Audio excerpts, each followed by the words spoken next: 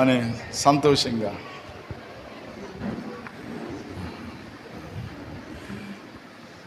అమ్మ ఏమనుకోకుండా మీరు కూడా ఇటు వచ్చేదిరే సుసంద గారు, మీరు కూడా ఇటు వచ్చేది. రేపు మరలా ఇంకో కుర్చీ మీ ఎదరకు వచ్చిందను అదొక లైన్ అవుతుంది కనుక ఏమనుకోకుండా ఇటు వచ్చేదిరే.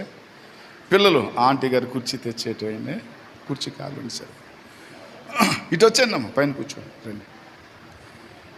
నా అతిశయమో నీవే, నా ఆనందము నీవే, నా ఆరాధన నీకే.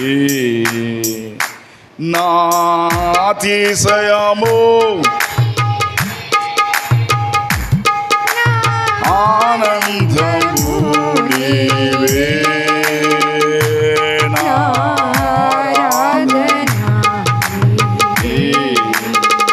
జ్యోతిర్మయుడా నా ప్రాణ ప్రియుడా, స్తుతి మహిమలు నీకే. జ్యోతిర్మయుడా నా ప్రాణ ప్రియుడా, స్తుతి మహిమలు నీకే. హల్లెలూయా, బోలో క్రీస్తు మహారాజుకి ఆమె. కనుక ఈ దినం కొద్ది నిమిషాలు దేవుని మాటలు మనం విందాం. మీలో కొందరికి భక్తుల పేర్లు తెలుసు కదా. మీకు తెలిసిన ఓ భక్తుని పేరు, ఒక్కొక్కరు ఒక్కొక్క భక్తుని పేరు చెప్పండి. గబగబా ప్రసన్న మొదలు పెట్టామా. అబ్రహాం, పాసన్, తెలియకపోతే పాసన్ అండి, తెలిస్తే గట్టిగా చెప్పండి. దావీదు, దానియేలు, యోసేపు, మోషే, ఇస్సాకు. పాస్. ఈ పాటికి ఎత్తుక్కుని ఉంచుకోవాలా? అయ్యి చెప్దాం అనుకుని వాళ్ళు చెప్పేశారు అన్నయ్య, నేను ఏడు చేయమంటావు నువ్వు మళ్ళీ ఎత్తుకోద్దా? ఎస్తేరు చెప్పేసింది కదా. ఇంకా యాకోబు, అమ్మ ఆమోసు, యెహోషువ, అమ్మ జకరియా, కాలేబు, సంసోన్. చాలు, నేను చెప్పాలనుకున్న ఆయన పేరు వచ్చేసింది. యెహోషువ అనండి ఒకసారి. ఇదే యెహోషువ. దేవుని వాక్యంలో నిర్గమకాండము, సంఖ్యాకాండము, లేవియ కాండము, తర్వాత ద్వితీయోపదేశ కాండము, యెహోషువ గ్రంథాల్లో మనకి ముఖ్య నాయకులు ముగ్గురు కనబడతారు, ముఖ్య వ్యక్తులు ముగ్గురు కనబడతారు. ఎంతమంది చెప్పండి? అందులో మొదట మోషే కనబడతాడు. అది నిర్గమకాండం 3వ అధ్యాయంలో దేవుడు మోషేతో మండుతున్న పొదల నుంచి మాట్లాడారు. 4వ అధ్యాయంలోకి వచ్చేపాటికి మనకి అహరోను ప్రత్యక్షమవుతాడు. దేవుడు చెప్తాడు, నీ అన్న అయినటువంటి అహరోను నీ ఎదురుగా వస్తాడు వెళ్ళని. అహరోను కనబడతాడు. ఆ తర్వాత నిర్గమకాండం 17వ అధ్యాయంలోకి వచ్చేపాటికి మనకి యెహోషువ కనబడతాడు. ఎవరు కనబడతారు చెప్పండి? యెహోషువ. దేవుడు వారి ముగ్గురిని కూడా దీవించారు, వారి ముగ్గురిని కూడా హెచ్చించారు. ఒకసారి ఒక ముగ్గురు రండి ఇటు. సురేంద్ర, మోజస్, దిలీప్, మీరు ముగ్గురు రండి గబగబా. అసలు కుర్రోళ్ళంటే ఎలాగుండాలి? ఈసారి యూవిని పిలుస్తాను, రెడీగా ఉండాలి. ఈ ముగ్గురు కొంచెం ఇలాగొచ్చేయండి, పైకి వచ్చేయండి, పర్లేదు, ఏం పోయింది. ఎక్కలరా? ఎక్కలేరా? నేనే ఎక్కేస్తున్నాను కదా. అది అన్నమాట. ఈయన చిన్నగా ఉన్నాడు, ఈయన ఇళ్ళగా ఉన్నాడు కదా. అది అహరోను పెద్దోడు. ముగ్గురులో పెద్దోడు ఎవరంటే అహరోను. రెండో వాడు ఎవరంటే ఆ ఇంట్లో మోషే. వీళ్ళిద్దరికంటే పెద్ద ఒక ఆమె ఉంది, రమ్మానంలో ఇప్పుడు. ఆమె పేరు ఏంటంటే మిరియాము. ఆ తరువాత ఈయన ఉన్నాడు చూడండి. వీళ్ళిద్దరునేమో అహరోను, మోషేలేమో ఒక తండ్రి పిల్లలు అన్నమాట. అమ్రాము, యోకేబేదుల యొక్క సంతానం. మోషే అహరోనుల తండ్రి గారి పేరు అమ్రాము. అనండి, అమ్రాము. కానీ ఈ యెహోషువ ఉన్నాడు చూడండి, ఈయన వాళ్ళ గోత్రికుడు కాదు. వీళ్ళేమో లేవి గోత్రికులు. ఈయన వచ్చేపాటికేమో ఎఫ్రాయిము గోత్రికుడు. ఎఫ్రాయిము అంటే యోసేపు యొక్క కుమారులలో చిన్నోడు అనమాట. దేవుడు యోసేపుకి 2 అంతల దీవెనిచ్చాడు. ఆ 2 అంతల దీవెనలో అగ్రగణ్యుడు ఎవరంటే ఎఫ్రాయిము అనమాట. ఆ ఎఫ్రాయిము గోత్రికుడు ఎవరంటే యెహోషువ. ఎవరు చెప్పండి? అంటే అంత వివరంగా చెప్పాలంటే మనకు సమయం చాలదు కదా. దేవుడు వీరికి ఇచ్చిన ఆధిక్యతలు ఏంటంటే మోషే, ఈయన పేరు కూడా మోజస్ కదా, అందుకే మోజస్ అని పెట్టాం. ఈయనేమో మోజస్ కదా, ఈయనేమో నాయకుడు. ఈయనెవరు చెప్పండి? ఈయనేమో యాజకుడు. ఈయనెవరు చెప్పండి? ఈయనేమో పరిచారకుడు. ఒక ఆయన మొదట ఆయనేమో గబగబా, 2 ఆయనేమో, 3 ఆయనేమో ఈ 3 క్యారెక్టర్లు మీ ముందు పెట్టి ఈ ముగ్గురులో మీరే క్యారెక్టర్ పోషించాలనుకుంటే మీరేమంటారు? కొంచెం అమ్మా రమ్య, 3 క్యారెక్టర్లు పెట్టాం. 1 యాజకుడు, 2 నాయకుడు, 3 ఈ 3 మీ ముందు పెట్టి మీకేది కావాలి అనే ఛాయిస్ ఇచ్చారనుకోండి స్టాన్లీ మాస్టర్ గారు, మన వాళ్ళు ఎక్కువ ఏది కోరుకోవచ్చు? నాయకుడు. నెక్స్ట్ కోరుకుంటే యాజకుడు. ఆ తరువాత ఎవరన్నా ఆసక్తి కలిగిన వారు ఉంటే పరిచారకులు. సహజంగా 100కి 80 మందికి పరిచర్య అనేది పెద్ద ఇష్టం ఉండదు. నాయకత్వం అనేది 100కి 80 మందికి ఇష్టం. ఈ యాజకత్వం అనేది 100లో 10 మందికి ఇష్టం ఉంటుంది. ఈ పరిచారకత్వం ఉంది చూడండి, అది ఎక్కువ మంది ఏం చేయరండి, అసలు ఇష్టపడరు. కానీ మీ మనసుకు తోచినట్లు చెప్పండి రాజేశ్వరి, దేవుడు ఈ యాజకుడిని, ఈ నాయకుడిని, ఈ పరిచారకులను ఎవరిని ఎక్కువగా ఘనపరిచారని చెప్పొచ్చు తెలుసా మీకు చెప్తున్నా, నిజంగా పరిచారకుడిగా పరిచయమైన యెహోషువకి దేవుడిచ్చిన ధన్యత ఇంత అంత కాదండి. దేవునికి స్తోత్రం చెల్లిద్దామా? హల్లెలూయా. ఈ నాయకుడు ఎందుకు అంటే ఇజ్రాయేలీలను ఐగుప్తు దేశం నుండి కానాను దేశానికి నడిపించడానికి. ఎక్కడికి నడిపించడానికి? కానాను దేశానికి. ఈ యాజకుడు దేనికి అంటే దేవుని ప్రజలకి దేవునికి మధ్య ఉన్నటువంటి ప్రతి దోషము నిమిత్తము ప్రాధేయపడుతూ ప్రాయశ్చిత్తం చేస్తూ ప్రార్థన చేయడానికి. ఇక ఈ 3 ఆయన ఉన్నాడు చూడండి, పరిచారకుడు. ఈయన ఎందుకంటే దైవజనులు చెప్పిన పనులను జరిగించడానికి. మీలో కొందరికి వాక్యం తెలుసు, నాయకుడైనటువంటి మోషే కానీ యాజకుడైనటువంటి అహరోను కానీ కనాను దేశం లోపలికి వెళ్ళలా. కానీ పరిచారకుడైన యెహోషువ కనాను దేశానికి వెళ్ళటమే కాదు, కనాను దేశాన్నంతటిని కూడా స్వతంత్రించుకున్నాడు. అనేక మంది ఇజ్రాయేలీల్లో యెహోషువ జయించినంతమంది రాజులను మరి ఎవ్వరు జయించలేదు. అంతకు మించినటువంటి గొప్ప కార్యాలు చేసిన వ్యక్తి ఎవరంటే యెహోషువ. దేశాన్ని స్వతంత్రించుకున్నాడు. 12 గోత్రాల వారికి దేశాన్ని చక్కగా పంచిపెట్టాడు. 110 సంవత్సరాల వయసులో దేవుని సన్నిధికి వెళ్ళిన ఒక వ్యక్తి ఎవరంటే యెహోషువ. ఎవరు చెప్పండి? ఈసారి ఎవరికన్నా బాప్తిసం పొందే మనం ఏం పేరు పెడదాం? ఎవరన్నా అయ్యా నా పేరు యెహోషువ అని పెట్టుకుంటాను అన్నవారు ఎవరైనా ఉన్నారా? పేరు పెట్టుకున్నా పెట్టుకోపోయినా పర్వాలా, యెహోషువని దేవుడు అంతగా ఘనపరచడానికి ఉన్నటువంటి అతనిలోని క్వాలిటీస్ నాలో మీలో ఉంటే తప్పక దేవుడు మనల్ని కూడా ఏం చేస్తారంటే ఘనపరుచుతారు. అట్టి స్థితి దేవుడు మనందరికీ దయచేయనుగాక.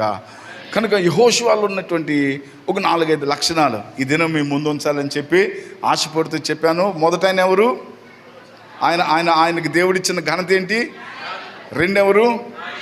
ఈయన పేరు మోజస్ ఫిన్నీ. మంచి భక్తులు, ఇద్దరు మంచి భక్తులే. నువ్వు అంత భక్తుడు అవుదువు గాక. ఆమేన్. ఒక 3 ఎవరు? కెజియా ఎంత సంబరపడుతుంది, నా కొడుకు యెహోషువ ప్లేస్లో ఉన్నాడని. దేవునికి స్తోత్రం. హల్లెలూయా. నోహ గారు హుషారుగా ఉన్నారా? మన పిల్లలందరినీ దేవుడు యెహోషువలాగా దీవించును గాక. హల్లెలూయా. ఇంటికి వెళ్ళినా క్లాస్ తీసుకో, ప్రసన్న నువ్వు ఎప్పుడు అక్కడ కూర్చుంటే అక్కడ ఎక్కడ కూర్చో, అసలు ఎప్పుడు అక్కడక్కడ ఉంటావేంటి అసలు అంటే అదే యెహోషువ పని. దేవునికి స్తోత్రం చెల్లిద్దామా? ఈ ముగ్గురికి చప్పట్లు కొడదాం సావధానంగా. దేవుడు వీరిని దీవించును గాక. హల్లెలూయా.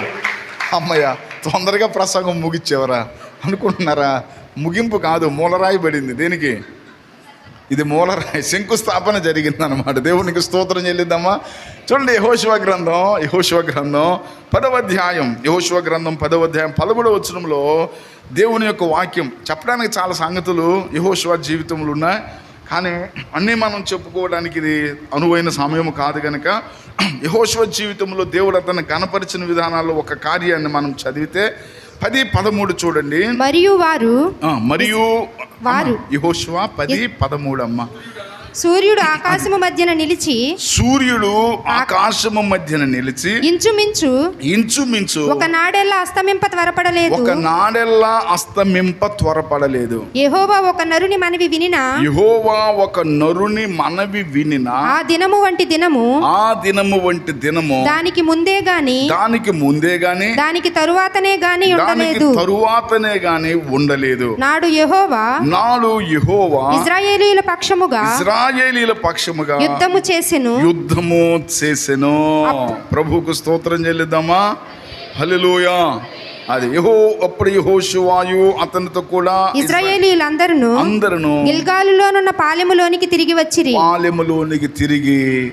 ఈ సందర్భం ఏమిటంటే యెహోషువ అనుకోకుండా 5 రాజులతో యుద్ధం చేయాల్సి వచ్చింది. ఎంతమంది రాజులతో? దేవుడు మోషేను ఆ పిస్గా కొండ దగ్గర తీసుకొచ్చి ద్వితీయోపదేశ కాండంలో మోషే ఇక నువ్వు నా సన్నిధికి వచ్చేసాయని చెప్పి అన్నారు. ఆ మోషే ప్లేస్లోకి నాయకుడిగా దేవుడు ఎన్నుకున్న వ్యక్తి ఎవరంటే యెహోషువ ఇజ్రాయేలీల్ని యోర్దాను దాటించి దేవుడు వాగ్దానం చేసినటువంటి ఆ అబ్రహాముకు దేవుడిస్తానని చెప్పినటువంటి పాలు తేనెలు ప్రవహించే కానాను దేశానికి నడిపించాల్సిన బాధ్యత ఎవరి మీదకి వచ్చిందంటే యెహోషువ మీదకి వచ్చింది. ఆ ప్రయత్నాన్ని సమర్థవంతంగా నడిపించిన నాయకుడు ఎవరంటే యెహోషువ. అందులో భాగముగా మొట్టమొదట యెరికో వారికి ఎదురొచ్చింది. యెరికో కోటగోడలను దేవుడు ఏం చేశాడంటే కూల్చేశాడు. దేవునికి స్తోత్రం చెల్లిద్దామా? హల్లెలూయా. ఆ తరువాత వచ్చింది దేశం ఏదంటే హాయి. ఏంటి చెప్పండి? హాయిని చిన్న చూపు చూచాడు యెహోషువ. శపితమైనదేమో అతని ప్రజల్లో ఒకరు ఉంచుకున్నారు. ఆ కారణాన్ని చేత హాయి మీదకి వెళ్ళగానే వారికి జయము రాలా. యెహోషువ ఏడ్చాడు, నువ్వు మాతో వస్తానని ఎందుకు రాలేదు అంటే, శపితమైనది నీలో ఉంది కాబట్టి నేను నీ దగ్గరికి నీ ప్రజలతో రాలా. ముందు అతన్ని శుద్ధీకరించు అని యెహోషువతో చెప్తే శపితమైన దాన్ని వారి మధ్య నుండి తీసివేసి ఆకాను ఇంటిని రాళ్లతో కొట్టి ఏం చేశారంటే చంపివేశారు. తర్వాత హాయి మీద దేవుడు ఏమిచ్చాడంటే జయమిచ్చాడు. హాయి ప్రక్కనున్నది గిబియోన్ అనేటువంటి దేశం అన్నమాట.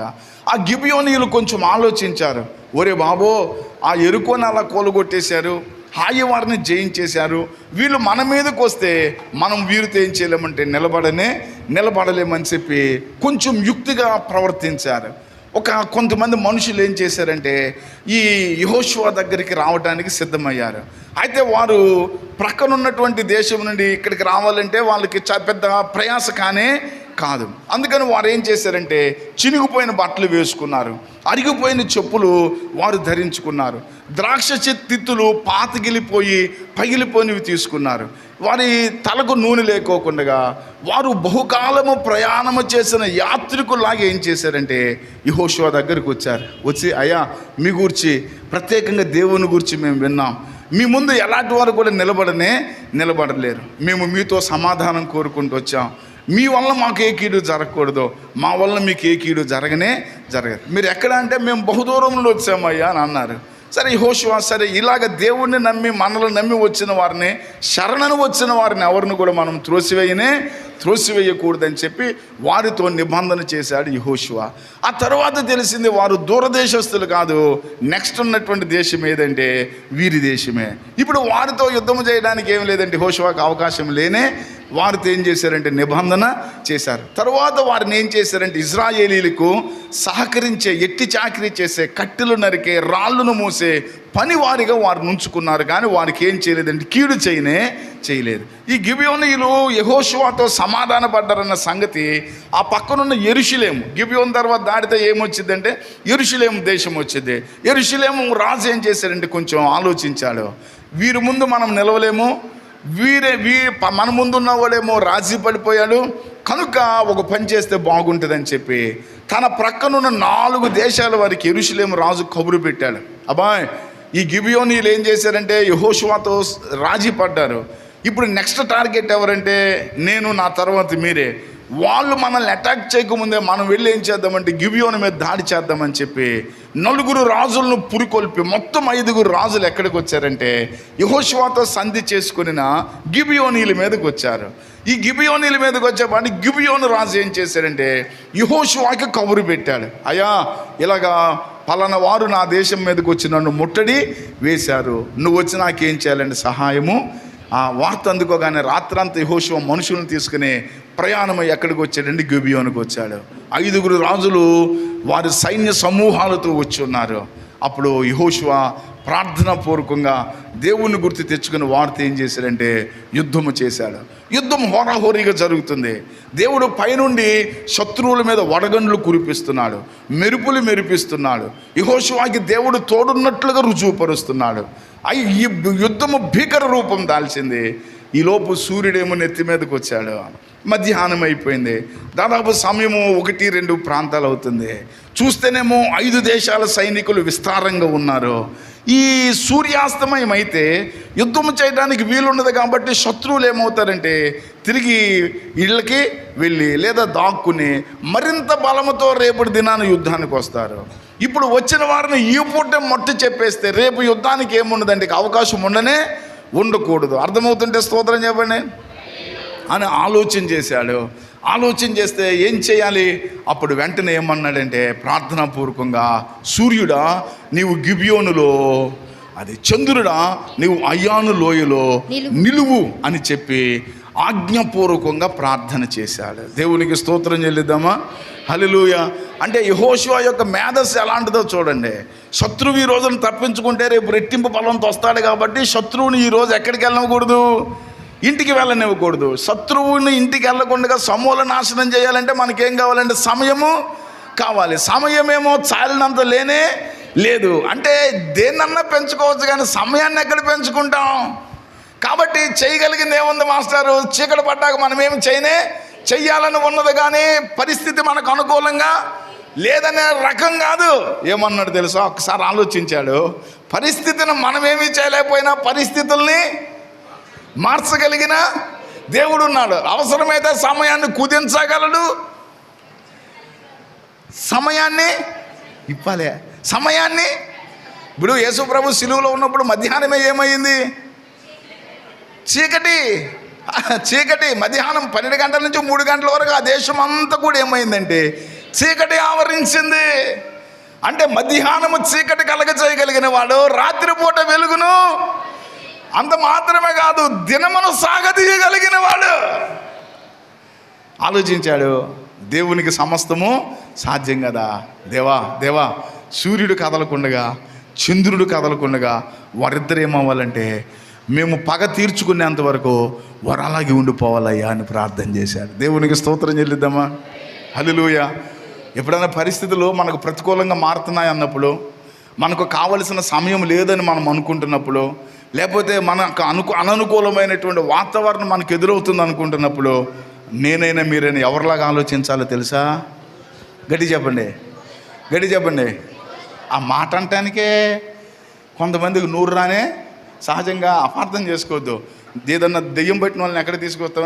చాలా ఈ దేవుని సన్నిధికి తీసుకొచ్చినప్పుడు ఇది బోళ్ళు దెయ్యాలు ఎలాగొట్టాం. కొన్ని దెయ్యాలు యేసు రక్తం చెప్పు అంటే అసలు చెప్పే కానీ కాదు. యేసునామం ఏసయ్య అనమంటే ఆ దెయ్యం ఏమైనది కాదంటే ఏసయ్య అని అనేది కానే కాదు. ఎందుకనేది కాదు ఆశ. మేమేమో యేసు రక్తం చేయి అన్నాడు ఒకసారి.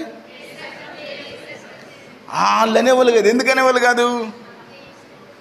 సత్యం గారు ఎందుకంటారో తెలుసా? వాళ్ళ లోపల ఎవరున్నారు? ఆడికి ఎవరి పేరు ఏది నచ్చదో, ఎవరి రక్తం నచ్చదో, మరి మన లోపల ఎవరున్నారు? మరి ఆడున్నోళ్ళ కూర్చుంటే అలా కుదిరిద్ది మనం కదా. నాలో యేసు ఉన్నాడు, నాకు ఎప్పుడు సంతోషమే. దేవునికి స్తోత్రం చెల్లిద్దామా? నాలో ఎవరున్నారు? యేసు ఉన్నాడు అన్నవారు అంత స్తోత్రం చెబుదామా? యేసు నామాన్ని ఉచ్చరించడానికి, యేసు రక్తాన్ని ఉచ్చరించడానికి, యేసు నామాన్ని స్తుతించడానికి, యేసు నామాన్ని గణపరచడానికి, యేసు నామాన్ని ప్రకటించడానికి అపవాదికి అస్సలు ఇష్టం ఉండదు. ఒక్కవేళ వాడు మనలో ఉంటే మనకి కూడా ఇందును బట్టి ఆయన వారెవరో వాడు వారెవరో మనకి తెలియను. యేసు రక్తమే యేసయ్య నామంలో శక్తి ఉన్నదయ్యా, యేసయ్య నామంలో శక్తి ఉన్నదయ్యా. నమ్మితే చాలు నీవు పొందుకుంటావు శక్తిని, నమ్మితే పొందుకుంటావు శక్తిని. యేసయ్య నామంలో శక్తి ఉన్నదయ్యా, శ్రీ యేసయ్య నామంలో శక్తి ఉన్నదయ్యా, యేసయ్య నామంలో శక్తి ఉన్నదయ్యా. హల్లెలూయా. బోలో క్రీస్తు మహారాజుకి. అది లోపల ఉండాలి, పైన కాదు. ఆ జయ గీతం ఎక్కడ ఉండాలంటే గుండె లోపల అది ఎరిగిన వాడు ఎవరంటే యెహోషువ. యెహోషువ అనే మాటకు అర్థం ఏంటంటే యావే ఈజ్ మై సేవియర్. యెహోషువ మొదటి పేరు హోషేయ. ఏం చెప్పండి? హోషేయ. హోషేయ అనే పేరుని మోషే ఏం చేశాడంటే మార్చేశాడు. ఒకసారి numbers, the book of numbers, సంఖ్యాకాండము 13వ అధ్యాయంలోకి మనం వస్తే, సంఖ్యాకాండము 13వ అధ్యాయం, సంఖ్యాకాండము 13వ అధ్యాయంలో అక్కడ మోషే గోత్రానికి ఒకరి చొప్పున వేగు చూడటానికి పంపిస్తున్నాడు. 4వ వచనం, వారి పేర్లు ఏవనగా రూబేను గోత్రమునకు జక్కూరు కుమారుడైన షమ్మూయ, షిమ్యోను గోత్రమునకు హోరీ కుమారుడైన షాపాతు, యూదా గోత్రమునకు యెఫున్నె కుమారుడైన కాలేబు, ఇస్సాకారు గోత్రమునకు యోసేపు కుమారుడైన ఇగాలు, ఎఫ్రాయిము గోత్రమునకు, అది ఏ గోత్రం? ఇది ఎఫ్రాయిము గోత్రమునకు నూను కుమారుడైన హోషేయ. అనండి ఒకసారి, నూను కుమారుడైన హోషేయ. అమ్మాయి ప్రసన్నకు బైబిల్ స్పష్టంగా చదివే కృప దేవుడు ఇచ్చారు. మన ఈ వాక్యాన్ని మామూలుగా ఈ ఆన్లైన్లో యూట్యూబ్లో చూసే కనీసం ఒక 10 మంది అన్న, అయ్యా వాక్యం చదివే అమ్మాయి ఎవరు కానీ భలే చక్కగా. ఈ వారం గుంటూరు ఎలిజబెత్ ఆంటీ దగ్గరికి వెళ్తే అడుగుతుంది, అయ్యా వాక్యం చదివే అమ్మాయి ఎవరు అంటే ప్రసన్న, నాకు తెలుసా అంటే మీకు తెలియదా అంటే చక్కగా చదివిద్దయ్యా అంటాను. దేవునికి స్తోత్రం చెల్లిద్దమ్మా. చాలామంది మీలో చదవగలిగిన సామర్థ్యము, ఆ స్పష్టత, వాక్శక్తి దేవుడు మీలో చాలామందికి ఇచ్చారు. దేవునికి స్తోత్రం చెల్లిద్దామా. హల్లెలూయా. ఎలిజబెత్ ఆంటీ మిమ్మల్ని అందరిని అడిగానని చెప్పమన్నారు, మీకు వందనాలు చెప్పమని చెప్పారు. స్టాన్లీ గారిని ప్రత్యేకంగా ఎలాగుందయ్యా మాస్టర్కి అని అంటున్నారు. దేవునికి స్తోత్రం. హల్లెలూయా. మన మేలు కోరి, మన క్షేమం కోరి, మన కొరకు ప్రార్థించే తల్లిలో ఒక తల్లి ఎలిజబెత్ ఆంటీ అని చెప్పడం చాలా సంతోషం. దాదాపు 82 సంవత్సరాల నుండి 83వ సంవత్సరం ఆంటీకి వచ్చాయి. ఆ అమ్మ సునందిన ఆంటీ గారు ఉన్నారు ఇక్కడ. సునందిన ఆంటీ గారు, దేవుని దయ, 85 నిండిన తల్లికి దేవునికి స్తోత్రం చెల్లిద్దామా. 80 దాటిన తల్లులు మన మధ్య ఉన్నారు. దేవుడు వారందరికీ అంత ఇవ్వాలని మన ఆశ. శతమానం అనండి ఒకసారే, శతమానం భవతి. దేవునికి స్తోత్రం చెల్లిద్దామా. హల్లెలూయా, హల్లెలూయా. అలాగే ప్రభు వచ్చే వరకు ఆరోగ్యముతో కూడిన ఆయుష్, యాతన లేకుండా ఇబ్బంది, వారి పనులు వారు చేసుకుంటూ మనందరి కోసం ఆ తల్లులు, ఆ తండ్రులు ఏం చేయాలని ప్రార్థన చేయాలి. అటు భాగ్యం దేవుడు మన తల్లులకు, తండ్రులకు మరి ఇచ్చునుగాక. అలాగా మనం దేవుడిని వేడుకుందాం. దేవుడు అలాగా దీవించునుగాక. ఆంటీ పక్షంగా మరోసారి మీ అందరికి వందనాలు చెప్తున్నాను. ఇక్కడ ఒక్కోసారి ఒక్కొక్క కొమ్ము దీర్ఘం నేనన్నా వదిలేస్తానేమో కానీ ప్రసన్న అయితే వదలదు, చాలా స్పష్టంగా చదివింది. అభినందనలు. దాన్ని ఇంకా ముందుకు కొనసాగించాలని మా దీవెనలు, నీ కొరకైన ప్రార్థనలు. ఇక్కడికి వచ్చాం కదా మనము. ఎఫ్రాయిం గోత్రం కూడా ఎవరంటే హోషేయ. హోషేయ అనే పేరుకి అర్థం ఏంటంటే రక్షకుడు. ఎవరు చెప్పండి? అయితే మోషే ఏం చేశాడంటే ఈ యెహోషువ పేరుని, ఈ హోషేయ పేరుని ఏం చేశాడంటే చూడండి 17వ వచనము చూడండి. ఇంకా పైన వచనము 16వ వచనం, దేశమును సంచరించి చూచుటకు మోషే పంపిన మనుషుల పేర్లు, సంఖ్యాకాండము 13వ అధ్యాయము 16వ వచనము. దేశమును సంచరించి చూచుటకు అమ్మా మోషే పంపిన మనుషుల పేర్లు ఇవి. మోషే నూను కుమారుడైన హోషేయకు యెహోషువ అను పేరు పెట్టెను. అది ఏం పేరు? యెహోషువ. హోషేయ అనే మాటకు అర్థము రక్షకుడైతే, యెహోషువ అనే మాటకు అర్థము యెహోవా నా రక్షకుడు అని అర్థం. ఎవరు చెప్పండి? అంటే బహుశా మోషే గారి ఉద్దేశం అది అయి ఉంటుంది. రక్షకుడు యెహోషువ కాదు, రక్షకుడు ఎవరంటే యెహోవాయే. అంటే హోషేయ అంటే రక్షకుడే, యెహోషువ అంటే యెహోవా నా రక్షకుడు అని అర్థం ఇచ్చే పేరు ఎవరు పెట్టారంటే మోషే పెట్టాడు. ఆ పేరుతోనే పరిచయం చేశాడు. ఆ పేరు మీద ఒక గ్రంథాన్ని కూడా దేవుడు వ్రాయించారు. దేవునికి స్తోత్రం చెల్లిద్దామా. యెహోషువ అనే మాటకు అర్థం ఏంటి చెప్పండి? ఆ పేరు మనకు లేకపోయినా ఆ అనుభవం, ఆ నమ్మకం, ఆ విధమైన స్థితి నాకు మీకు కడవరకు ఉండునుగాక.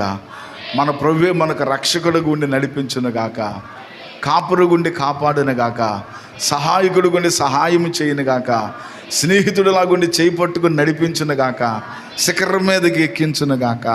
హల్లెలూయా. ఆ ఆశ కలుగుతుందా? నా దేవుడు నన్ను బలపరచాలి, నా దేవుడు నన్ను నడిపించాలి, నా దేవుడు నాకు సహాయము చేయాలని ఆశ కలుగుతుందా? ఆశ ఉన్న వాళ్ళు లోపలే ప్రభు అలాగా చేయ, అలాగా చెయ్యయ్యా అని స్పందన వచ్చింది. ఏమొచ్చి చెప్పండి?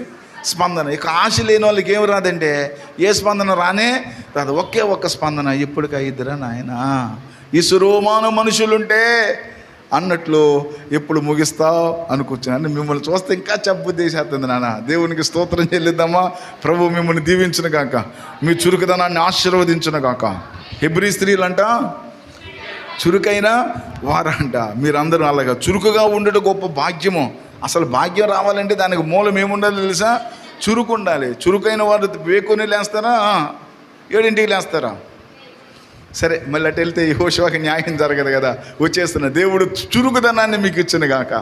చురుకుదనం వల్ల కలిగే శారీరక, మానసిక, ఆర్థిక, ఆత్మీయ ఐశ్వర్య భాగ్యములు దేవుడు మీకు ఇచ్చును గాక. హల్లెలూయా. మంచిది. పిల్లలకు చురుకుదనం బాగా నేర్పించేయండి. ఏమి నేర్పించాలి చెప్పండి? మన పిల్లలకి నేర్పకర్లా, మనకంటే చాలా చురుకు అనమాట. వాళ్ళని ఆపలేకపోతున్నాం మనం. సరే, మంచిది. యెహోషువ జీవితంలో మనం చూస్తే ఆయన పేరు హోషేయ, ఆయనకి మోషే ఏం పేరు పెట్టారంటే యెహోషువ అని పేరు పెట్టారు. ఇప్పుడు యెహోషువ ఎంతమంది రాజులతో యుద్ధం చేస్తున్నాడు? 5. ఆ రాజులు తప్పించుకునే అవకాశం వచ్చినప్పుడు యెహోషువ దేవునికి ఏం ప్రార్థన చేశాడు? సూర్యుడు చంద్రుడు ఆగాలి, దినము ముగకూడదు, నా శత్రువుల మీద పగ తీర్చుకునే వరకు దినం ఏమవ్వాలంటే సాగాలి. అసలు అలాంటి ప్రార్థన చరిత్రలకు ఎవరు చేయనే. అందుకే దేవుడు తన గురించి ఏం రాయించారు చూడండి. 12వ వచనంలో యెహోవా ఇశ్రాయేలీయుల ఎదుట అమోరీయులను అప్పగించిన దినమున ఇశ్రాయేలీయులు వినుచుండగా యెహోషువ యెహోవాకు ప్రార్థన చేసెను. అది ఏమని? సూర్యుడా నీవు గిబియోనులోను నిలువుము, చంద్రుడా నీవు అయ్యాలోను లోయలో నిలువుము, నిలువుము. జనులు తమ శత్రువుల మీద పగ తీర్చుకొను వరకు సూర్యుడు నిలిచెను. అది సూర్యుడు నిలిచెను, చంద్రుడు ఆగెను. కాబట్టి దాదాపు ఒక పగలు 2 దీర్ఘ దినం. చరిత్రలో బహు దీర్ఘ దినం ఏది అంటే దీన్ని ఏమన్నారంటే దీర్ఘ దినము అనండి. ఒక పగలు 24 గంటలు వచ్చింది. ఒక్క పగలు ఎన్ని గంటలు వచ్చిందంటే ఒక నాడెల్లా సూర్యుడు అస్తమించలా. ఒక నాడుకి ఎన్ని గంటలు సత్యం గారు? 24 గంటలు. ఒక రోజుకి భూమి తన చుట్టూ తాను తిరగడానికి పట్టే సమయము, అది భూమి సూర్యుని చుట్టూ తిరగడానికి పట్టే సమయము 36 గంటల, 365 రోజులు. సూర్యుని చుట్టూ ఒకసారి తిరగడానికి సంవత్సరం అయితే భూమి తన చుట్టూ తను తిరగడానికి పట్టే కాలం ఎంతంటే ఒక దినము. కానీ ఆ రోజు ఒక్కసారి కొంచెం మీరు మనసు పెట్టండి. సూర్యుడు తిరగలేదు, చంద్రుడు తిరగలేదు, సూర్యుడిని ఆధారం చేసుకుని తిరగవలసిన ఏ గ్రహము కూడా ఏం చేయలేదంటే, అంటే సృష్టి మొత్తమును 12 గంటలు ఏం చేశాడంటే దేవుడు అలా స్తంభింప చేశాడు. అందుకే దేవుడు ఏమి రాయించాడంటే ఒక నరుని మనవి వినినా ఆ దినము వంటి దినము దానికి ముందు గాని దానికి తర్వాతనే ఉండలేదు. నిజంగా దేవుని యొక్క శక్తిని గుర్తు తెచ్చుకుంటే మన లోపల తెలియకుండానే మనకు ధైర్యం రావాలి. నా దేవుడు అంత గొప్ప దేవుడు. నా దేవుడు అవసరమైతే మొత్తం సృష్టిని కూడా నా కోసం ఏం చేస్తాడంటే ఆపగలనండి. రాత్రి డేవిడ్ బాబు మరి చక్కటి వాక్యం ఎవరి గురించి చెప్పారు? డానియేల్ గురించి చెప్పారు. ఏ నోళ్ళు మూసాడు? సింహాల నోళ్ళను మూసారు. అంతకుముందు అగ్నిబలాన్ని చల్లార్చారు, సముద్రాన్ని పాయలు. కానీ యెహోషువ ప్రార్థన వినే మొత్తం సృష్టిని ఏం చేశాడంటే స్తంభింప చేశాడు. అంటే ఒక నరునికి దేవుడిచ్చే ఘనత, అంటే దేవుడిచ్చేటువంటి ఆ విలువ ఎంత గొప్పది అంటే నీ మనవుని బట్టి నేనేం చేస్తానంటే సృష్టిని కూడా స్తంభింప చేస్తాను. దేవునికి స్తోత్రం చెల్లిద్దామా. ఎంత మంచి దేవుడవయ్యా, ఎంత మంచి దేవుడవేసయ్యా, చింతలన్నీ తీరేనయ్యా, ఎంత మంచి దేవుడవేసయ్యా, నా చింతలన్నీ తీరేనయ్యా నిన్ను చేరాగా, ఎంత మంచి దేవుడవేసయ్యా, ఎంత మంచి దేవుడవయ్యా, ఎంత మంచి. అందరం అందంగా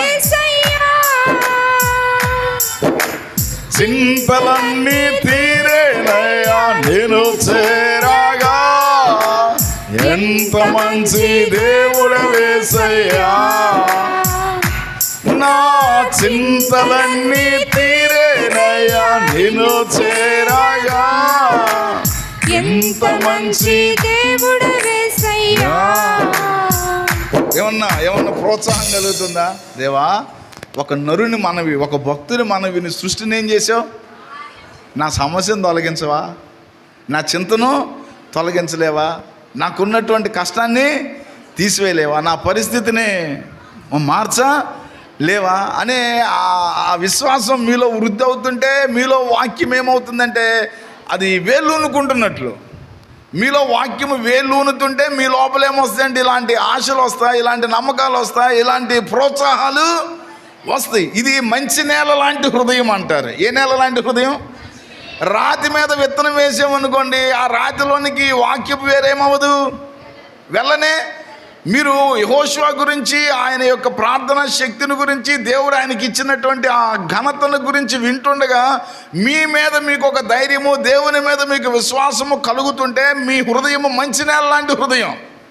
అలాంటిది ఏమీ లేదా, కఠినమైన బండరాతి హృదయం. ఏ హృదయం? కఠినమైన బండరాతి హృదయం గలవారు స్తోత్రము చెప్పండి అని నేను అనను, మీరు చెప్పొద్దు. మీ అందరి హృదయములు మంచి నేలవలె వాక్యమును స్వీకరించును గాక.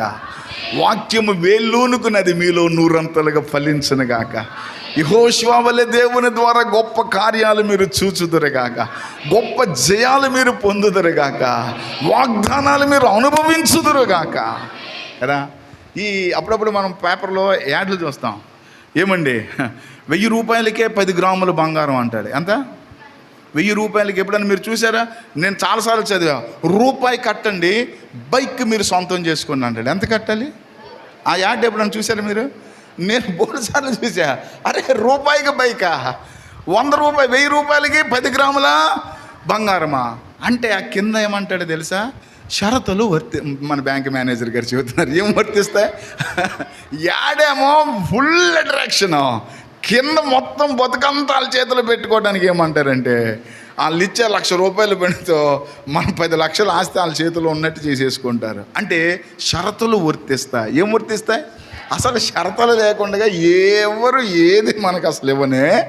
వారు 1,00,000 రూపాయలు ఇచ్చారంటే మన 10 లక్షలను వాళ్ళ చేతులు ఏం చేస్తారంటే భద్రంగా ఉంచుకుంటారు. బండికి ఫైనాన్స్ తీసుకుంటే ఎవరైనా తీసుకున్నారా? ఎన్ని సంతకాలు పెడతారో తెలుసా? నేను 80 సంతకాలు పెట్టా బండి. అంతేనా చిన్నారి బాబు? నువ్వు 3 సంతకాలు పెట్టించుంటావు కదా. చిన్నారి బాబే ఫైనాన్స్ దగ్గర ఉన్నారు. ఒక బుక్ ఉంటుంది, ఇంత బుక్ ఉంటుంది. ఫైనాన్స్ తీసుకుంటే కారుకి ఫైనాన్స్ తీసుకున్నా 85 సంతకాలు పెట్టా. ఎన్ని సంతకాలు? ఆఖరికి ఏం చేస్తారో తెలుసా? ఇప్పటికీ నా వైట్ పేపర్ మీద నా సంతకం అక్కడే ఉంది. ఇంకొక సంవత్సరం మన కారుకి ఫైనాన్స్ ఉంది, అది తీరిపోతే మన పేపర్లు మనకి ఇచ్చేస్తాడు అనమాట. అందులో వైట్ పేపర్ మీద కూడా ఏముంటుందంటే సంతకం అనమాట. అవసరమైతే ఈ కారు అమ్మినా వాళ్ళు అప్పు తీరలేదనుకోండి, ఆ వైట్ పేపర్ను కూడా ఏం చేస్తాడంటే, భయపడ మాకు పాస్టమ్మా, ఒక్క నెల కూడా పెండింగ్ లేదు, మొత్తం కట్టేస్తాం, కట్టకుండా నేను ఎక్కడికి వెళ్ళననే నమ్మకం. దేవునికి స్తోత్రం చెల్లిద్దామా? హల్లెలూయా. సరే, మంచి దేవుని పిల్లరా అని. కానీ ఇచ్చేటప్పుడేమో చాలా వాళ్ళే ఫోన్ చేస్తారు, మీరు కారు కొనుక్కోవాలనుకుంటున్నారా, మేము మీకు సులభ వాయిదా పద్ధతిలో లోను ఇస్తాం, తక్కువ ఇంట్రెస్ట్ అంటారు. ఏ ఇంట్రెస్ట్? ఇది యాడ్, కానీ కింద ఉంటుంది ఏమంటారు? షరతులు. అలాగే యెహోషువలాగా మీరు అవ్వాలనుకుంటున్నారా? కొన్ని షరతులు మీకున్నాయి, కొన్ని నేర్చుకోవాల్సిన అనుభవాలు మీకు ఉన్నాయి. యెహోషువని దేవుడు పరిచయం చేయటమే అలా చేశాడు. యెహోషువ గ్రంథం 1వ అధ్యాయం 1వ వచనం మనం చదివితే, యెహోషువ గ్రంథం 1వ అధ్యాయం 1వ వచనం, నేనేమి మిమ్మల్ని విసిగించను, సమయానికి ముగిస్తాను, అవ్వకపోతే వచ్చే వారం చెప్పుకుందాం, దేవుడు సహాయం చేయునుగాక. 1వ అధ్యాయం 1వ వచనం చూడండి. యెహోవా సేవకుడైన మోషే మృతి పొందిన తరువాత యెహోవా నూను కుమారుడగు మోషే పరిచారకుడైన యెహోషువకు ఇలాగ అక్కడ కొంచెం క్లారిటీగా నూను కుమారుడును మోషే పరిచారకుడు నైనా పరిచయం చూడండి. ఎవరబ్బాయి అంటే నూను కుమారుడు. ఇందాక ఏ గోత్రమో చెప్పుకున్నాం, గుర్తుందా? ఎఫ్రాయిం అంటే యోసేపు గోత్రానికి చెందినవాడు. ఎవరి తండ్రి అంటే నూను అని ఆయన తండ్రి పేరు. ఇక్కడ ఏముందంటే నూను కుమారుడును మోషే పరిచారకుడునైనా. ఏ పరిచారకుడు చెప్పండి? మోషేకి ఏమయ్యాడంటే పరిచారకుడు అయ్యాడు. నిర్గమకాండం 24:13 చూడండి. నిర్గమకాండం 24:13, నిర్గమకాండం 24వ అధ్యాయం 13 అమ్మ. మోషేయు ఆ. అతని పరిచారకుడునైన అతన్ని పరిచారకుడునైనా యెహోషువయు లేచిరి. అది 33:11 కూడా చదవమ్మా. 33:11 నిర్గమకాండం. మనుష్యుడు ఆ. తన స్నేహితునితో మాట్లాడునట్లు ఆ. యెహోవా మోషేతో ముఖాముఖిగా మాట్లాడుచుండెను. ఆ. తరువాత అతడు పాళెములోనికి తిరిగి వచ్చుచుండెను. ఆ. అతని పరిచారకుడును ఆ. నూను కుమారుడునైన చూడండి అక్కడ కూడా ఏమనుందంటే యెహోషువ గురించి అతనే పరిచారకుడు. ఎవరు చెప్పండి? ఇలాగ 1-4 సార్లు ద్వితీయోపదేశకాండంలో కూడా దేవుడు యెహోషువ గురించి చెప్పిన మాట ఏంటంటే నూను కుమారుడు మోషేకి ఏమయ్యాడంటే పరిచారకుడు. సలోమి గారు రానండి. నూను కుమారుడు మోషేకేమో అంటే ఇతనిలో ఉన్నటువంటి ఒక శ్రేష్టమైన అనుభవం ఏంటంటే పరిచర్య చేసే అనుభవం. ఏంటి చెప్పండి? ఈ యెహోషువ కొన్ని సందర్భాల్లో యేసు ప్రభువులోని పోలికలు ఉన్నాయి. యెహోషువ యేసు ప్రభు అంటలా యేసు ప్రభువులో ఉన్న కొన్ని క్వాలిటీస్ ఎవరిలో ఉన్నాయంటే యెహోషువలో ఉన్నాయి. యేసు అంటేనేమో రక్షకుడు అని అర్థం. అసలు యెహోషువ మొదటి పేరేంటి? హోషేయ, రక్షకుడు అని అర్థం. కానీ నువ్వు రక్షకుడు కాదని చెప్పి మోషే ఏం చేశాడంటే యెహోషువ అని పేరు పెట్టాడు. యెహోవానా రక్షణ అన్నట్లుగా యేసు ప్రభువులో ఉన్న కొన్ని క్వాలిటీస్ ఎవరిలో ఉన్నాయంటే యెహోషువలో ఉన్నాయి. యెహోషువ యేసు ప్రభు కాదు. ఇప్పుడు యోహాను ఏమంటాడు? ఇదిగో లోక పాపమును మోసుకొని పోవు దేవుని అంటే యేసు ప్రభు ఏమై ఉన్నాడు? గొర్రెపిల్ల అయి ఉన్నాడా? కాదు. కానీ యోహాను భక్తులు దేంతో పోల్చాడంటే ఇది లోక పాపమును మోసుకొని పోవు పాత నిబంధన ధర్మశాస్త్ర ప్రకారం పాపం పోవటం కోసం యూదులు ఇజ్రాయేలీలు ఏం చేసేవారంటే గొర్రెలను బలిగా ఇచ్చేవాళ్ళు. ఏడాది నిర్దోషమైన గొర్రెని తెరిచి పాప పరిహారార్థంగా, అపరాధ పరిహారార్థంగా, అతిక్రమ పరిహారం కొరకు ఏమి ఇచ్చేవాళ్ళంటే గొర్రెను. ఇప్పుడు యోహాను భక్తులు పరిచయం చేస్తూ ఈ గొర్రె ఏ గొర్రె అంటే మనందరి పాపముల కోసము ప్రతిగా బలి అవుతున్న గొర్రె కాదు. గొర్రె వలే మన కొరకు ఏమవుతున్నాడండి? బలి అవుతున్నాడు. యేసు యెహోషువ కాదు, యెహోషువ యేసు కాదు. యేసయ్యలో ఉన్న లక్షణాలు ఎవరిలో ఉన్నాయంటే అందులో మొదటి లక్షణం ఏంటి? యేసయ్య అంటాడు కదా, నేను పరిచారము చేయించుకొనుటకు రాలేదు, కానీ ఏం చేయడానికి వచ్చానంటే పరిచర్య చేయుటకు, అనేకులకు ప్రతిగా క్రయధనముగా నా ప్రాణము చెల్లించుటకు నేను ఈ లోకానికి వచ్చాను. అంటే పరిచర్య చేయటము, పరిచారకుని మనసు. ఎవరి మనసు? గట్టి చెప్పండి. సహజంగా పరిచారకుని ఏమంటామంటే దాసుడు అంటాం. పరిచర్య చేయించుకునేవాడినేమో బాసు అంటాం. వాడుక భాషలో చెప్పాలంటే దాసు బాసు అనండి. గట్టి చెప్పాలి. మీలో దాసుని స్వభావం ఉందా? మీలో బాసుని స్వభావం ఉందా? మీరు దాసుని స్వభావం ఉంటే మీరు యేసయ్య స్వభావం కలిగిన వారు, యెహోషువకు దగ్గరగా ఉన్నవారు. మీలో ఓన్లీ బాసిజమే ఉంటే మీరుకి యెహోషువకు ఉన్నటువంటి ఆ స్వభావం మీకు యెహోషువకే కాదు యేసయ్యకున్న మనసే మీకు లేనే. ఫిలిప్పీ పత్రిక 2:5 అంటాడు, క్రీస్తు యేసునకు కలిగిన ఈ మనస్సు మీరును కలిగి ఉండడే. ఆయన అక్కడ చెప్పుకుంటూ వస్తాడు. ఫిలిప్పీ పత్రిక 2:5 క్రీస్తు యేసునకు కలిగిన ఈ మనస్సు మీరును కలిగి ఉండుడి. ఆయన దేవుని స్వరూపము కలిగిన వాడై ఉండి దేవునితో సమానముగా ఉండుట విడిచిపెట్టకూడని భాగ్యమని ఎంచుకొనలేదు గాని మనుషుల పోలికగా పుట్టి, మనుషుని పోలికగా పుట్టి దాసుని స్వరూపమును ధరించుకొని. ఏ స్వరూపము? దాసుని ఏ స్వరూపము?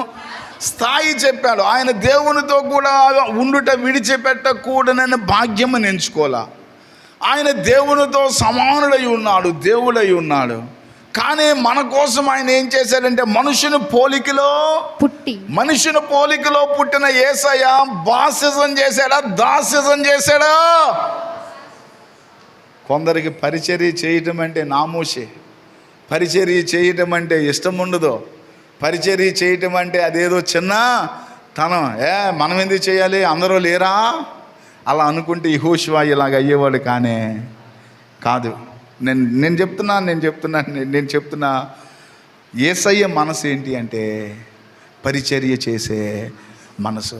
ఆత్మ సంబంధమైన పరిచర్య ఉంది, శరీర సంబంధమైన పరిచర్య ఉంది, సామాజిక సంబంధమైన పరిచర్య ఉంది. ఆ మనసు మనలో ఉంటే ఆ మనసు మనల్ని దేవునికి ఏం చేసిద్దంటే దగ్గరవానిగా చేసి, అంటే తప్పక చేసే మనసు కాదు. ఏ మనసు కాదు? గట్టి చెప్పాలి. అంటే అమ్మా నేను మిమ్మల్ని బలవంతం చేసి మీరు అందరూ వచ్చి మందిరం తుడవాల్సిందే, అందరం వచ్చి మందిరం కడగాల్సిందే, అందరూ ఈ పని చేయాల్సిందని నేను ఇప్పటికి అనలా.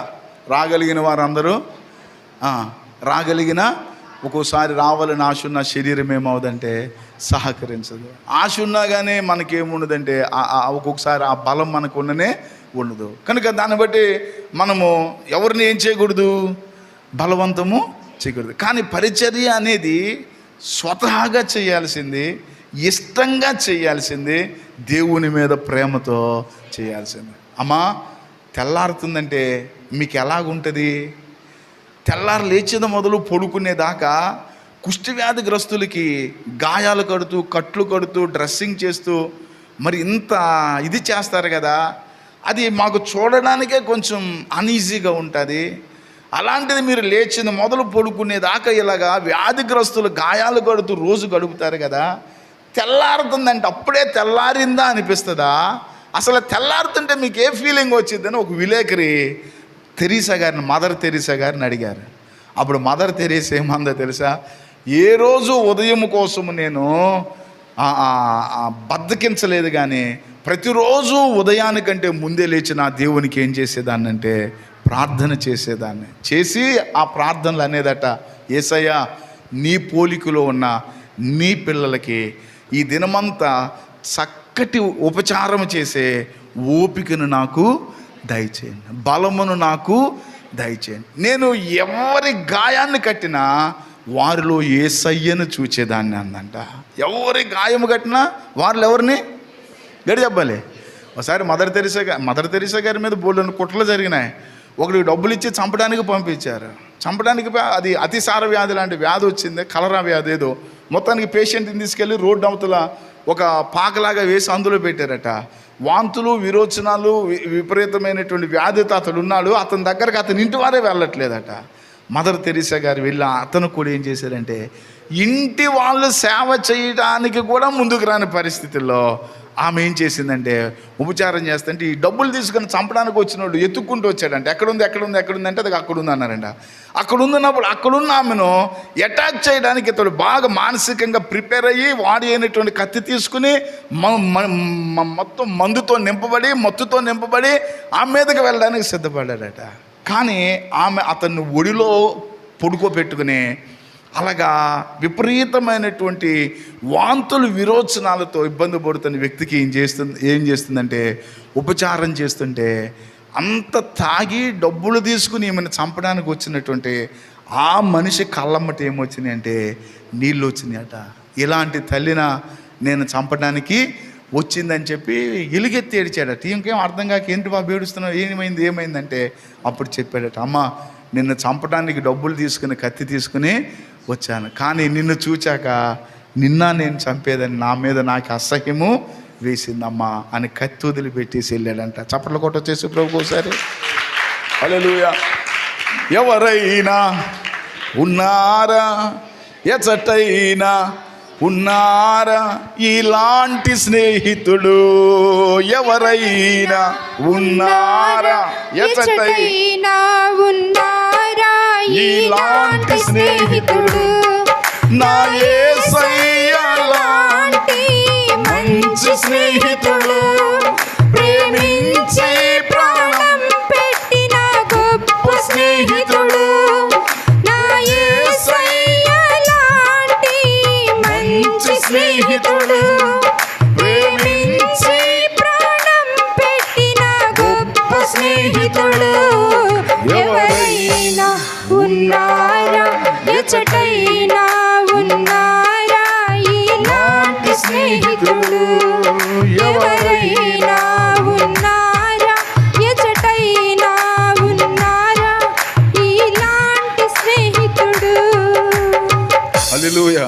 మంచి పదాలు స్టీవెన్సన్ గారు అందులో సమకూర్చారు. స్వార్థమేమి లేకుండా, ఫలితం ఆశించకుండా, మేలు చేయవాడు లేడు లోకము అందున కదా. కానీ ఏమి కోరుకోకుండా మన కోసం తనకు తాను బలిగా మారినవాడు యేసయ్య.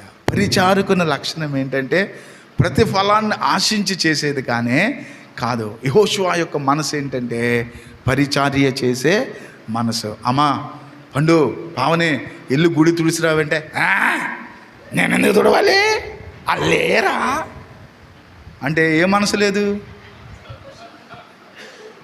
ఊరినే ఏమనుకోదు కాబట్టి పావని నాన్న. దేవునికి స్తోత్రం చెల్లిద్దామా, హల్లెలూయా. కొంతమంది పెద్దలు చెప్పినా పిల్లలు దేవుని పని చేయడానికి ఏం చేయరు తెలుసా, అసలు ఇష్టపడరు. అంటే అదేదో నామోషి అనుకుంటారు, తెలియక. ఏంటి చెప్పండి, తెలియక. కనుక తెలిసేటట్టు చెప్పాల్సిన బాధ్యత ఎవరిది?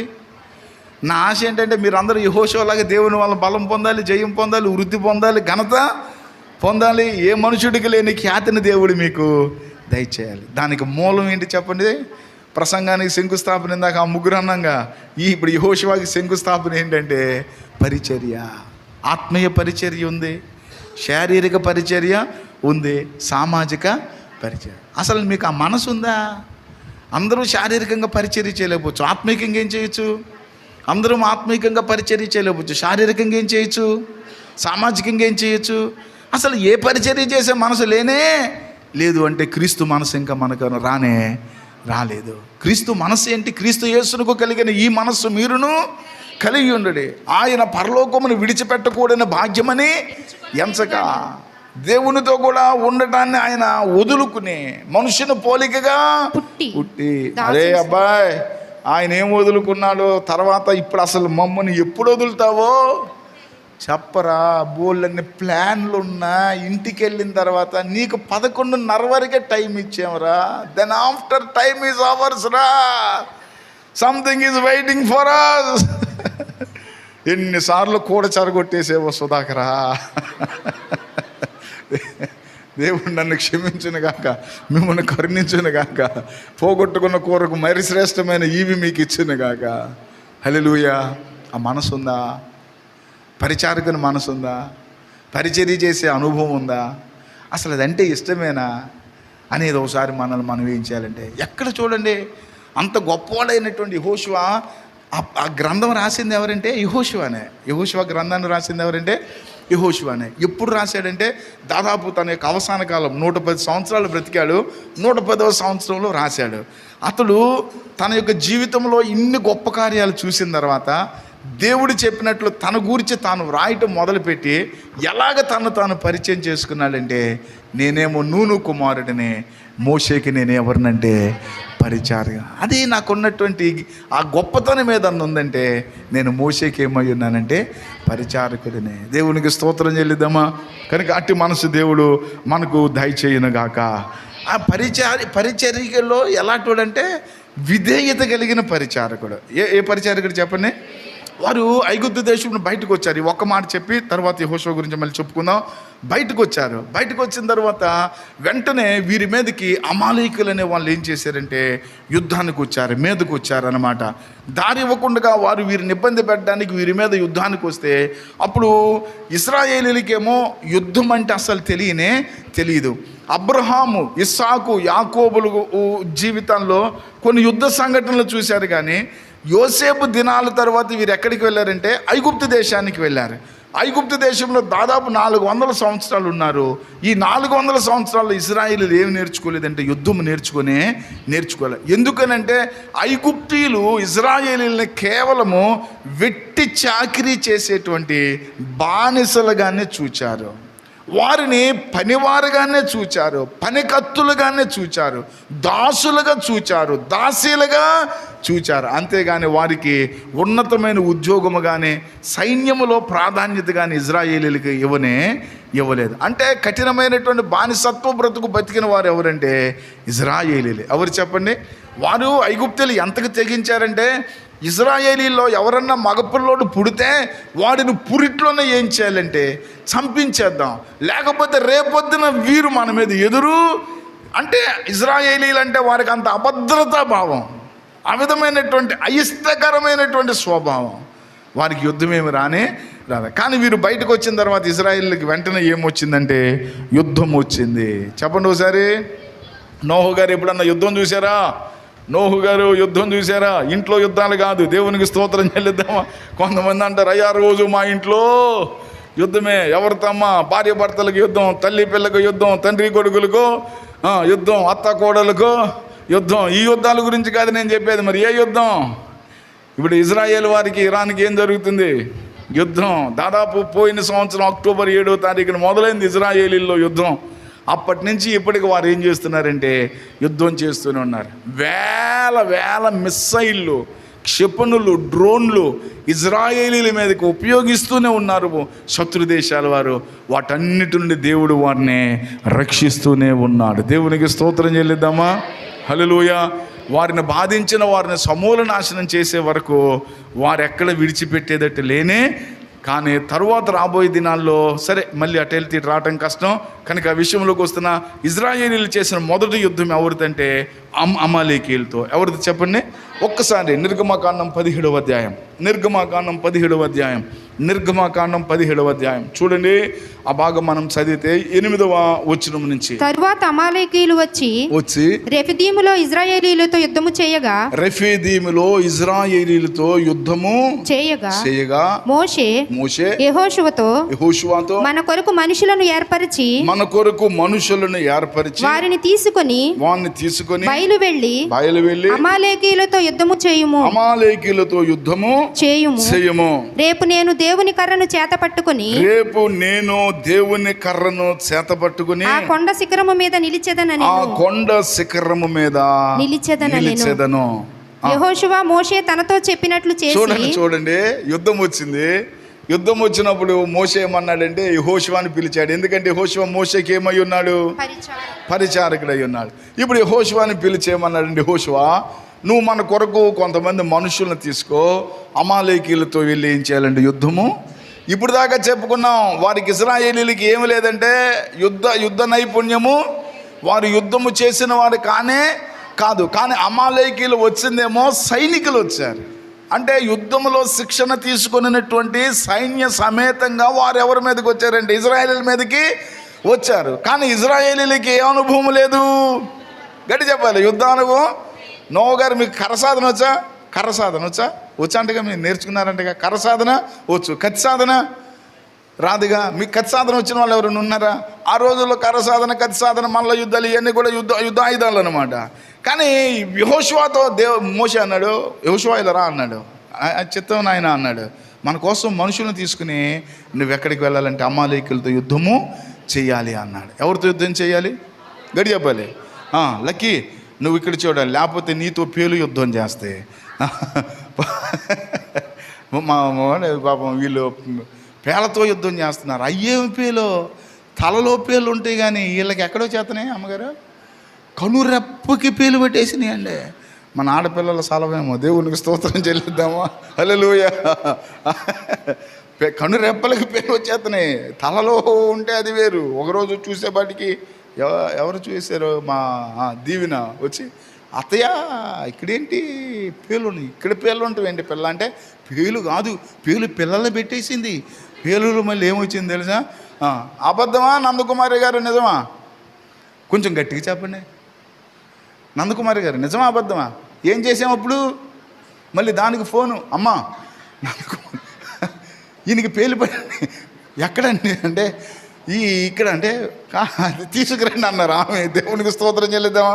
మళ్ళీ డింగిన ఆయన్ని తీసుకుని ఎక్కడికి వెళ్ళండి. అక్కడికి వెళ్తే వెంకటరావు గారు డ్రాప్స్, పేలక డ్రాప్స్ ఏముంటాయి. కాకపోతే వెళ్ళిన వాళ్ళకి ఏం చేయాలి? వైద్యం చేయాలి కదా. ఆయన డ్రాప్స్ రాసి ఇచ్చారు. మళ్ళీ వచ్చిన తర్వాత వెతికి మొత్తానికి లాగాం. క్లియర్ అయిందో లేదు ఇంకా తెలియదు. దేవుడు మన పిల్లల్లో పేలను కూడా అలాగ ఆశీర్వదించినట్టున్నారు. దేవుడు మిమ్మల్ని దీవించింది కాక, పేల నుండి విడుదలను మీకు ఇచ్చింది కాక. హల్లెలూయా. విషయంలోకి వచ్చేస్తున్నా. యుద్ధం ఎవరితో? పేలతో కాదు, దోమలతో కాదు. ఎవరితో? అమాలేకీయులతో. ఎవరు వెళ్ళాలి ఇప్పుడు? యెహోషువ ఇలా పిలిచాడు. ఇప్పుడు అక్కడ యుద్ధం వచ్చింది. నేను నాన్న కిరణ్ ఎలాగొచ్చి ఈ 10 మందిని తీసుకెళ్ళి యుద్ధం చేయంటే ఏమంటావు?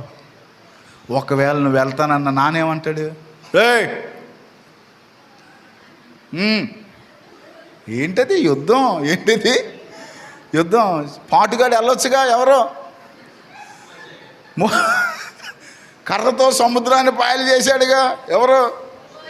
ఐగుప్తులో 10 అద్భుతాలు. ఆ ముసలోడు వెళ్ళొచ్చుగా. పిచ్చోడా, వాళ్ళు అలాగే చెప్తారా? వాళ్ళు చేయనే, నువ్వు రా. ఎక్కడికి? ఎప్పుడు గుడో గుడో గుడో అని గుడిలో గుడుగుడు గుడుగుడు గుడుగుడు రా. ఊరు నేను నవ్వుతానే చెబుతున్నా. దేవునికి స్తోత్రం చేద్దామా? హల్లెలూయా. అంటే నిజమండి, అక్కడ యెహోషువ నాన్నగా మీరుంటే వెళ్ళేస్తారు యెహోషువని. అసలు యెహోషువ ప్లేస్లో మీరుంటే వెళ్తారా? నాకు తెలిసి నేనైతే వెళ్ళేవాడిని. కానీ నాయన, అది యుద్ధం. ఏంటి చెప్పండి? పోతే ఎవరు పోతారు? సచ్చింది గుర్రె, ఎల్లుడే పోతాడు. మళ్ళీ నువ్వేమో కొండెక్కుతావా బాబా? మోషే అంత భారీ డైలాగ్ అన్నాడు తెలుసా? యెహోషువ, నీవు మన కొరకు మనుషులను తీసుకుని అమాలేకీయులతో యుద్ధము చేయము. నేను కొండ ఎక్కి దేవునికి ప్రార్థన, నువ్వు ప్రార్థన చేస్తావా? మేము యుద్ధము చెయ్యాలా? అదేదో నువ్వు యుద్ధానికి వెళ్ళు, మేమే వెళ్ళుదము అంటే యెహోషువ విధేయుడు కాదు. What is the meaning of obedience అంటే అది కష్టసాధ్యమైంది. అది అంతకుముందు అతడు చేసినది కాదు. కానీ అలాంటి స్థితిలో కూడా, అంటే ఎంతటి విధేయుడైన పరిచారకుడు. ఇప్పుడు మనం ఏమనొచ్చు అంటే, పరిచారకుడు ఏమయ్యాడంటే సైనికుడయ్యాడు. ఏమయ్యాడు చెప్పండి? సైనికుడయ్యాడు. యెహోషువ జీవితంలో ప్రమోషన్ అనుకోవచ్చు అనమాట. ఓ మంచి పరిచారకుడినే దేవుడు ఏం చేస్తాడంటే జయించే సైనికుడిగా దేవుడు మారుస్తాడు. దేవునికి స్తోత్రం చెల్లిద్దామా? అయితే మూలం ఏముండాలంటే పరిచర్య అనే స్వభావం మనకి ఉండాలి. దేవునికి స్తోత్రం చెల్లిద్దామా? అంతే. ఆ విధేయతే అతడు దేశాలను గెలిచేవానికి చేసింది. ఆ రోజున మోషేకి అవిధేయుడై, సారీ అయ్యా, నేను మాత్రం యుద్ధానికి వెళ్ళనే, కావాలంటే వచ్చి మీతో కూడా ఉండి మీ చేతులు బరువెత్తే మీ చేతులు నేను పట్టుకుంటా. మోషే ప్రార్థన చేస్తుంటే చేతులు బరువెక్కువైనాయి. అప్పుడు అహరోను హూరులు ఏం చేశారంటే మోషే చేతుల్ని ఆదుకున్నారు. మోషే అలా చేతులు ఎత్తి ఉంచితే ఒకరు ఈ భుజం ఒకరు ఆ భుజాన్ని అలాగే కాచారు. శత్రువుల మీద యెహోషువ జయం పొందే వరకు మోషే చేతులెత్తి ఏం చేశాడంటే ప్రార్థన చేశాడు. పురుషులారా, పవిత్రమైన చేతులెత్తి మీరేం చేయాలంటే ప్రార్థన చేయాలి. దేవుని మందిరంలో నిలుచున్న వారులారా, యెహోవా తట్టు చేతులెత్తి మీరు ప్రార్థన చేయాలి. చేతులెత్తి ప్రార్థన చేయట దావీదు అంటాడు, నేను చేతులెత్తి ప్రార్థన చేయట అది నీకు సాయంకాలపు నైవేద్యములాగా ఉన్నది. నా స్తుతి ధూపములాగా ఉంటుంది. నేను చేతులెత్తి ప్రార్థన చేయట నీకు ఒక నైవేద్యంలాగా ఉంటుంది. ఏదో ఒకసారి చేతులెత్తి అందరు దేవునికి స్తోత్రం చెల్లిద్దామా? ఆరాధన స్తుతి అందరు చేతులెత్తి అందంగా. ఆరాధన మీకే, ఆరాధన స్తుతి, ఆరాధన మీకే, ఆరాధన మీకే. చేతులు ఆడిద్దాంగా. ఆరాధన మీకే, మీకే ఆరాధన స్తుతి, ఆరాధన యేసయ్య, ఆరాధన yes Lord, ఆరాధన స్తుతి, ఆరాధన మీకే, ఆరాధన మీకే, ఆరాధన మీకే. హల్లెలూయా. కనుక ఆరాధన చేసేటప్పుడు, స్తుతించేటప్పుడు మన సహోదరులు కొంతమంది చాలాసార్లు చూసా చేతులెత్తి ప్రార్థన చేయటం. దేవునికి స్తోత్రం చెల్లిద్దామా? సహోదరులు కొందరు ఉన్నారు చేతులెత్తి ప్రార్థన చేయటం. అది చాలా ఉన్నతమైన అనుభవం. మోషే చేతులెత్తి ఏం చేశాడంటే ప్రార్థన చేశాడు. యెహోషువ విధేయుడు ఏం చేశాడు చెప్పండి? యుద్ధానికి వెళ్ళాడు. తిమోతి పత్రికలో మాట ఉంటుంది, ఒక్క వచ్చిన మీ పూటకి చదివి ముగించేస్తాను. తర్వాత మరలా ప్రభు చిత్తమైతే వచ్చేవారు యెహోషువ గ్రంథాన్ని మనం కొనసాగిద్దాం జీవితాన్ని. 2వ అధ్యాయం 2వ తిమోతికి రాసిన పత్రిక 2వ అధ్యాయము 2వ తిమోతికి రాసిన పత్రిక 2వ అధ్యాయం 3వ వచనంలో భక్తుడైన పౌలు తిమోతిని హెచ్చరిస్తూ అంటాడు, క్రీస్తు యేసు యొక్క మంచి సైనికుని వలె నాతో కూడా శ్రమను అనుభవించు. సైనికుడు ఎవడును యుద్ధమునకు పోవునప్పుడు తన్ను దండులో చేర్చుకొనిన వానిని సంతోష పెట్టవలెనని ఈ జీవన వ్యాపారములలో చిక్కుకొనడు. అది సైనికుడు ఎవడును. అక్కడ కొంచెం అర్థం చేసుకోండి. యుద్ధమునకు పోవునప్పుడు తన్ను దండలో చేర్చుకుని వానిని సంతోష పెట్టవలనని. అంటే ఇప్పుడు చూడండి, ఇక్కడ మోషే యెహోషువని ఎక్కడికి పిలిచాడు? యుద్ధానికి పిలిచాడు. మోషే యెహోషువని ఎక్కడికి పిలిచాడు? అయిపోయిందా? మెంటల్ కెపాసిటీ అయిపోయిందా? సహజంగా 40 నిమిషాల తర్వాత డౌన్ అయిపోద్ది, అది సహజం కదా రాజుగారు. వినడానికి ఎంత ఉంటుంది మనకి సామర్థ్యం? 40 మినిట్స్ అది యావరేజ్గా ఉంటుంది. కొందరికి అడిషనల్గా ఉంటుంది, కొందరికి అంత కూడా ఉండదు. అందుకనే మనకి క్లాస్ ఎన్ని నిమిషాలు పెడతారు? దాదాపు ఏదైనా 40 మినిట్స్ టు 1 అవర్ లోపే ఉంటుంది, అంతకు మించి ఉండదు. పెద్ద ఆయన తండ్రి సమానుడు సికంబర్ నాయన గారు అనేవాళ్ళు, అరగంట ప్రసంగం ముద్దు, 40 నిమిషాలు హద్దు, గంట దాట వద్దు, ముద్దు హద్దు వద్దు అనండి. మాటలు బాగానే చెబుతావు అన్నయ్య, నువ్వు ఎప్పుడు ముద్దు ప్రసంగం చేయవే అంటావా బాబ్జీ? 30 నిమిషాలేమో ముద్దు, 40 నిమిషాలేమో వద్దు, గంట ఏమో వద్దు. దేవునికి స్తోత్రం చెల్లిద్దాం. కస్తేరా అందు కుట్టి వచ్చే నెల పరీక్షలను ప్రార్థన చేద్దాం. దేవుడు బిడ్డను దీవించును గాక. హల్లెలూయా. ఇప్పుడు మోషే ఎవరిని పిలిచాడు యుద్ధానికి? యెహోషువని పిలిచాడు. ఇక్కడ ఆ మాట అయితే అన్నమాట, సైనికుడు ఎవడు? తన్ను దండులోనికి చేర్చుకొనిన వానిని సంతోష పెట్టినట్లు ఈ జీవన వ్యాపారాల్లో. అంటే అర్థమైందా? అక్కడ పెట్టుకున్న వానిని సంతోష పెట్టినట్లు ఇహ సంబంధమైన మరి ఏ దానిలో కూడా అతడు ఏమవ్వడంటే జోక్యము చేసుకోడు.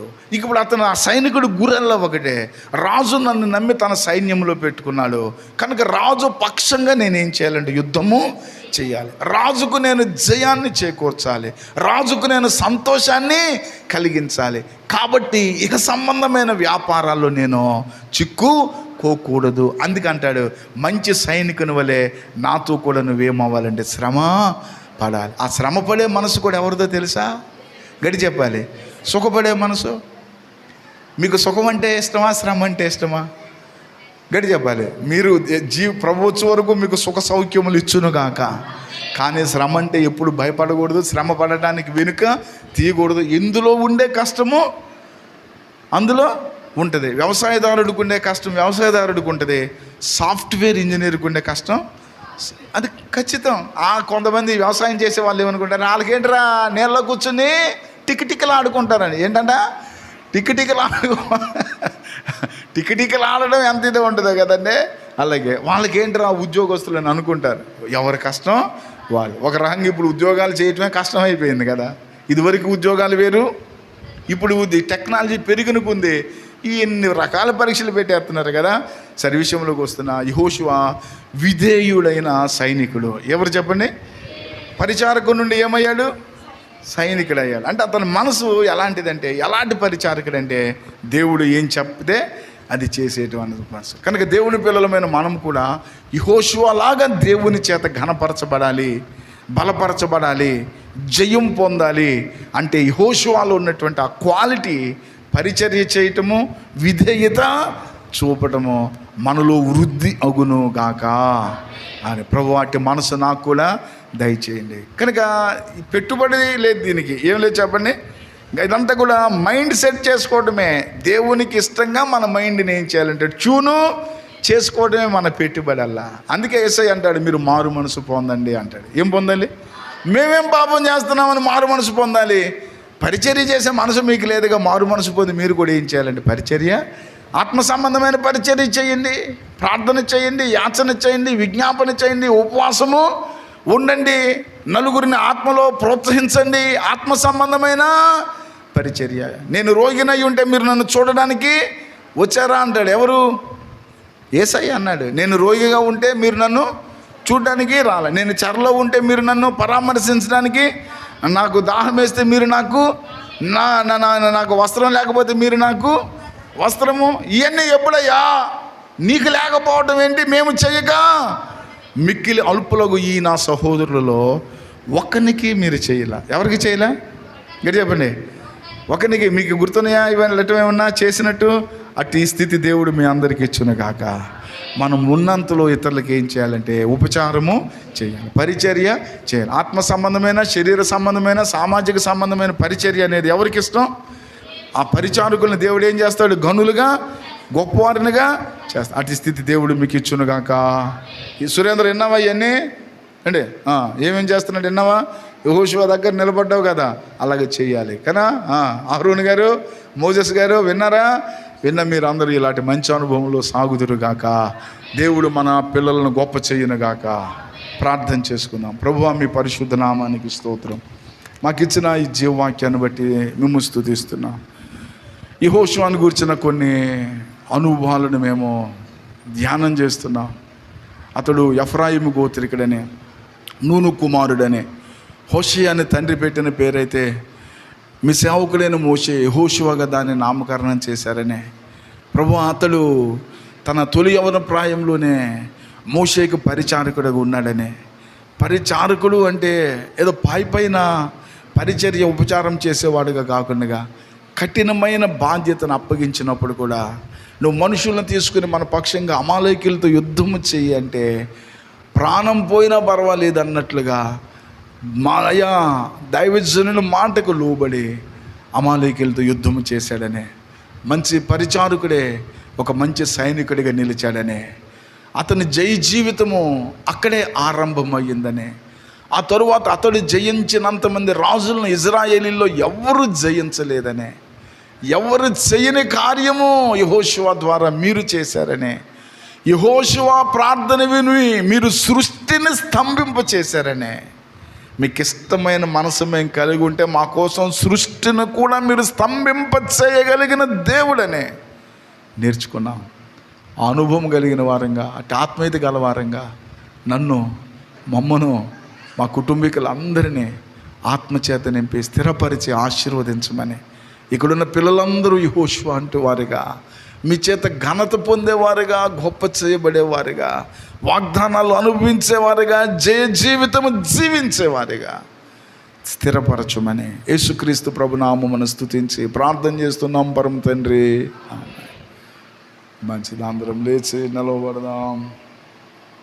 టీచర్ గారు పాట పాడుతుండగా కానుక సమర్పణ చేద్దాం.